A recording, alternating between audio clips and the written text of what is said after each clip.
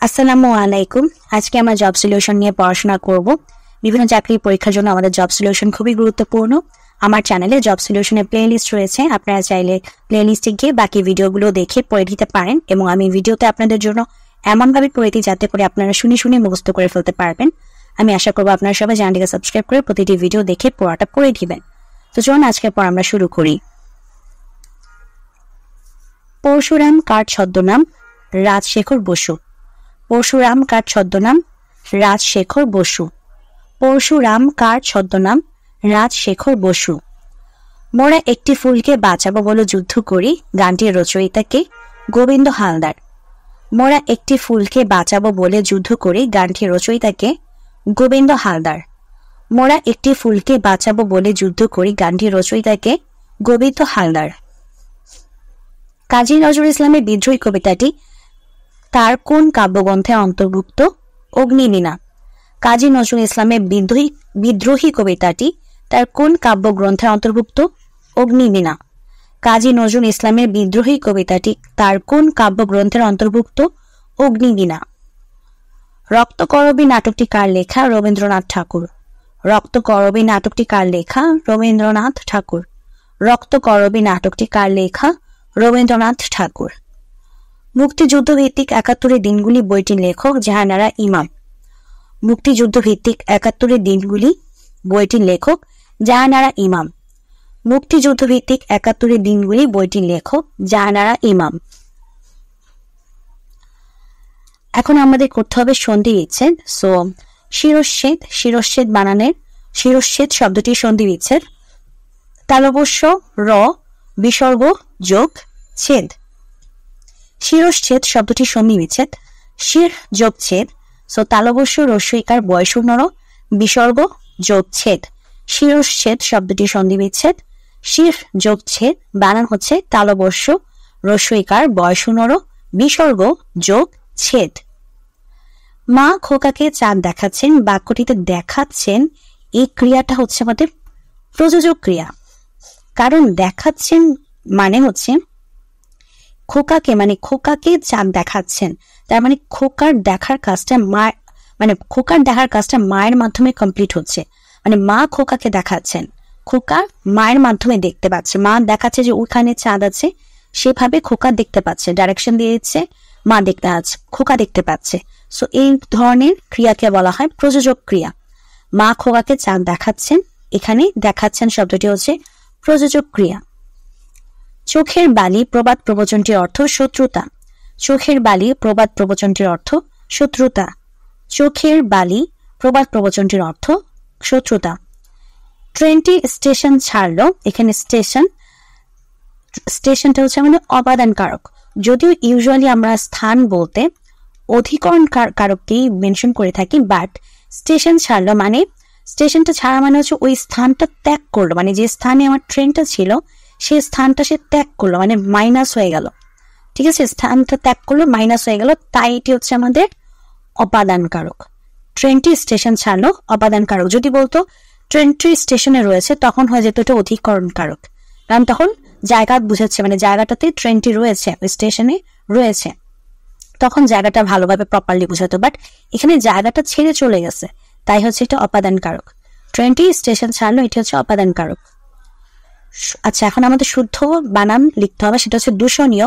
So দূষণীয় শুদ্ধ বানান হচ্ছে দ দীর্ঘইকার মূর্ধন্য স মূর্ধন্য ন দীর্ঘইকার, তারপর হচ্ছে অন্তস্থ অ। দয় দীর্ঘাউকার, সরি প্রথমে দীর্ঘইকার বলে ফেলেছিলাম। দয় দীর্ঘাউকার মূর্ধন্য স মূর্ধন্য ন দীর্ঘইকার অন্তস্থ অ। দূষণীয় দয় দীর্ঘাউকার মূর্ধন্য স মূর্ধন্য ন দীর্ঘইকার অন্তস্থ অ। যে শুনেই মনে রাখতে পারে এক কথায় বলা হয় শ্রুতিধর। যে শুনেই মনে রাখতে পারে তাকে বলা হয় শ্রুতিধর। যে শুনেই মনে রাখতে পারে তাকে এক কথায় বলে শ্রুতিধর। অশতিপর শব্দটির অর্থ হচ্ছে ৮০ থেকে ৯০ বছর বয়সী ব্যক্তি। অশতিপর স্বরেও তালবস্য দীর্ঘইকার তয় রস্যইকার পর। অশতিপর শব্দটির অর্থ ৮০ থেকে ৯০ বছর বয়সী ব্যক্তি। অশতিপর শব্দটির অর্থ ৮০ থেকে ৯০ বছর বয়সী ব্যক্তি।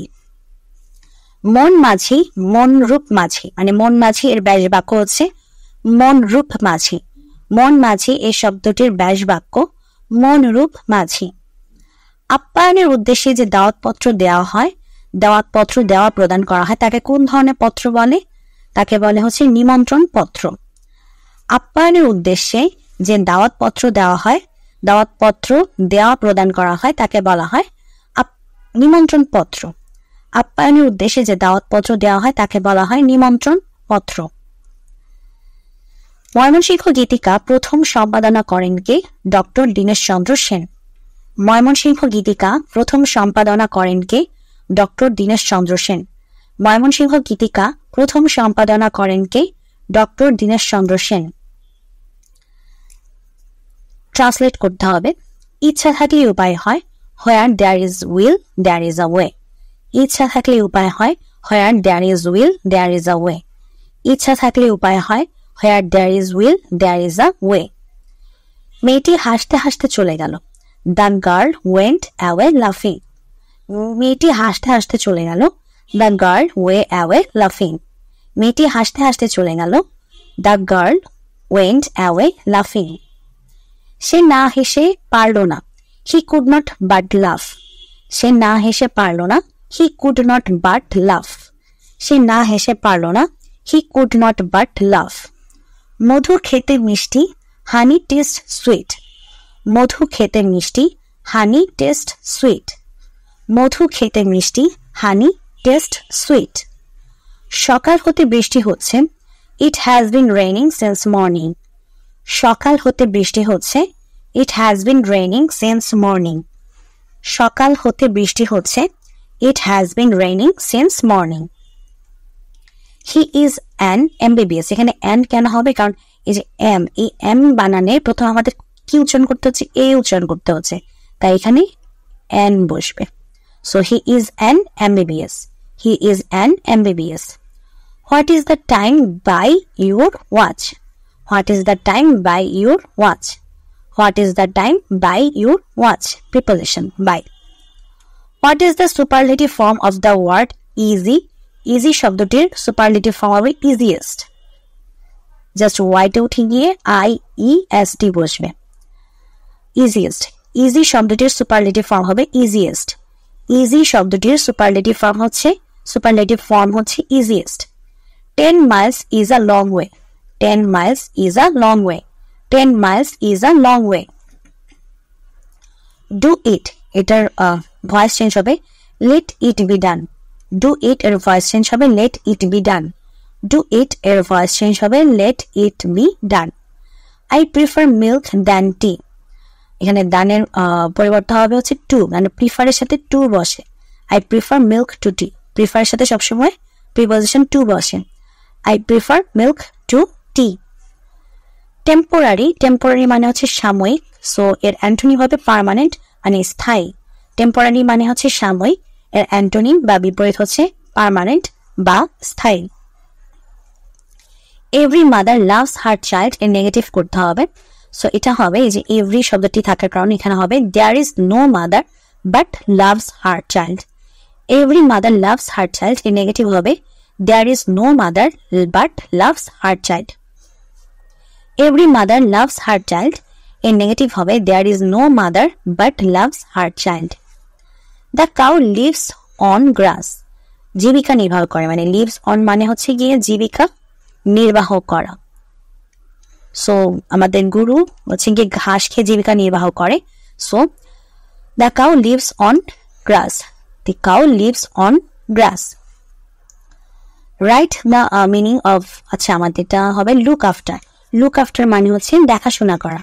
লুক আফটার মানে হচ্ছে দেখাশোনা করা। দ্য ফ্রেজ লুক আফটার মানে হচ্ছে দেখাশোনা করা। এরপর হচ্ছে আমরা সাধারণ জ্ঞান নিয়ে পড়াশোনা করব। পদ্মা ব্রিজের দৈর্ঘ্য 6.15 কিলোমিটার। পদ্মা ব্রিজের দৈর্ঘ্য 6.15 কিলোমিটার। বঙ্গবন্ধু শেখ মুজিবুর রহমান টানেল কোন নদীর তলদেশে নির্মিত হয়েছে? কর্ণফুলী। বঙ্গবন্ধু শেখ মুজিবুর রহমান টানেল কোন নদীর তলদেশে নির্মিত হয়েছে? কর্ণফুলী। হু WHO এর পূর্ণরূপ কি? World Health Organization. Who WHO এর পূর্ণরূপ হচ্ছে ওয়ার্ল্ড হেলথ অর্গানাইজেশন। WHO এর পূর্ণরূপ হচ্ছে ওয়ার্ল্ড হেলথ অর্গানাইজেশন। মহান মুক্তিযুদ্ধের সময় বাংলাদেশকে কয়টি সেক্টরে ভাগ করা হয়েছিল? 11টি।